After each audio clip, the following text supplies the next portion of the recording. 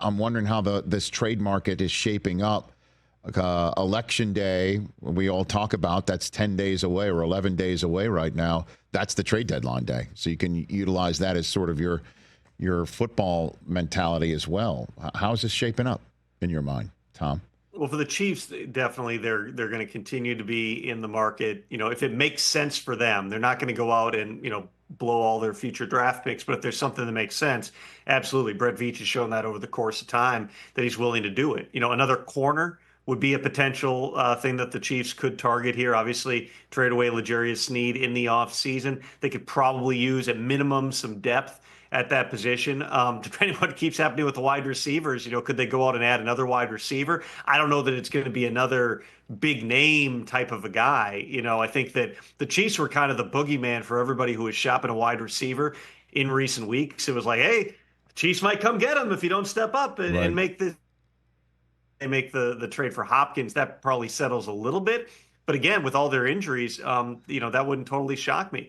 In terms of some other teams that are going to be in that market, I would certainly tell you that the Pittsburgh Steelers have been, involved on every wide receiver trade talk that's happened so far this season. Now that Russell Wilson's in the lineup, that passing game is probably going to get opened up a little bit more here. You saw how that unlocked George Pickens last week. I certainly believe, they're not going to go and bust the bank either to go out and get somebody. But if there's, the right opportunity, absolutely, they're going to be in that mix. I know John Lynch was on the radio today saying he thinks that they've got plenty at wide receiver, but let's be honest, Kyle Shanahan, a former wide receiver, he thrives on getting people open. We'll see how Ricky Pearsall continues to develop, but if the right guy becomes available at the wide receiver position, would not shock me if San Francisco is involved in that.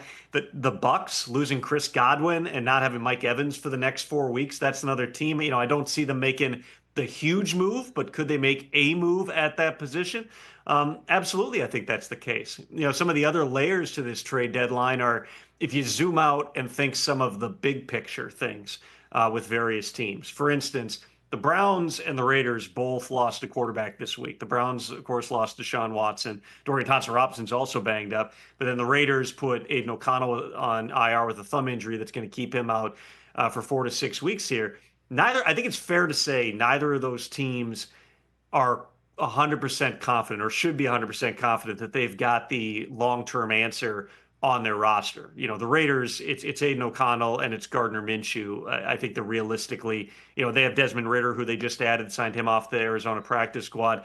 I think realistically, they're going to be in the quarterback mix in 2025. The Browns, even though they're committed for another 2 years, $92 million to Deshaun Watson, my sense is with the way that he was playing, the way that he was struggling, how inefficient they were offensively and in the passing game, that the Browns are probably going to have to look into the quarterback market in 2025 regardless, whether it's drafting somebody, if that's a high pick, a mid-round pick, whether that's signing somebody else. Maybe Jameis plays great down the stretch and you bring him back. But when you have those types of big picture needs, it always says to me, are there opportunities short term to go out and maybe take a shot on somebody now instead of waiting until March, whether that is going to try to swing a trade for Bryce Young, who the Panthers are not going to give away. He's starting this week, and, you have to feel on some level for Bryce Young. He gets benched back after week 2, watches Andy Dalton go out, win the first game, then they lose 4 in a row. Dalton's in a car accident with his family,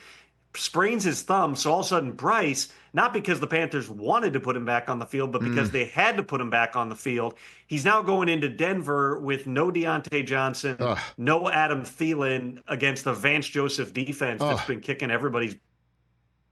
But in other words, if there's an opportunity there, why wouldn't you call out a Bryce Young? Why wouldn't you, if you're interested in a Zach Wilson, somebody else? Those are some of the other sort of the macro types of things that could happen here. It's not all about the contenders. That's a big piece of it. The contenders going out and getting somebody, even if it's a lower profile move like, the Seahawks. I mean, the Seahawks gave up a player and a 4th-round pick for Ernest Jones. You don't see trades like that for inside linebackers, especially during the season, but they really felt like they needed an upgrade, so they were aggressive with it. You also could have some of those teams that are kind of looking already down the line, 2025 going, if there's a buy low type of opportunity now, maybe it's worth taking a shot. And then in the couple minutes I have left, is it possible big name defenders are on the move? If the Browns lose, Vegas loses again. The rumor mill's red hot about Myles Garrett and Max Crosby being available for the right price, which would be very high rent district, I'm sure. But break down that in the couple minutes I have left for you, Tom.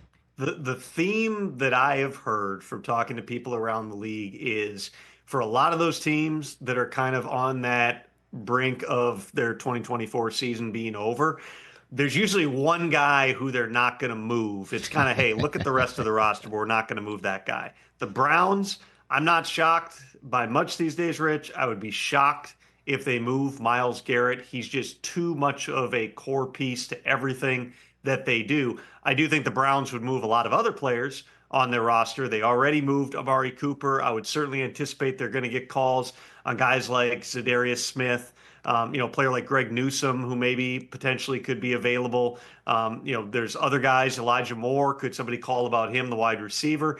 But I don't think they're moving Myles Garrett. The Raiders, I mean, Max Crosby is the face of the Raiders right now. I know how close Mark feels he is with Max Crosby. Max steered them. I mean, Max was ready to demand a trade if they didn't hire Antonio Pierce to be the head coach. He's a big reason AP has that job. To say now you're going to turn around and trade Max Crosby, not impossible, but it would surprise me. And then, to throw in one more, Tennessee with Jeff Simmons. They made two trades this week, Hopkins and Ernest Jones. Jeff Simmons is the one that I imagine they're going to get a lot of calls on. It would surprise me just because he's such a big leader. He's such a fantastic player. That would send a message that this is a complete and total teardown here. But I think there's calls on all those guys because there's too many teams right now, whether it is a Detroit that lost Aiden Hutchinson, whether it's Dallas that's still shorthanded. There's enough teams that need edge rushers. Everybody always can use edge rush help. I think there's going to be calls on some of those big ticket items. I don't know that sitting here right now, 11 days out, I see one of those names being moved. But there's only about a dozen players, Rich, in the entire league who you can't have no matter what you offer. You offer three first-round picks for anybody, you maybe at least can strike up a conversation. Catch the Rich Eisen Show every single day on the Roku Channel, 12 to 3 Eastern, for free.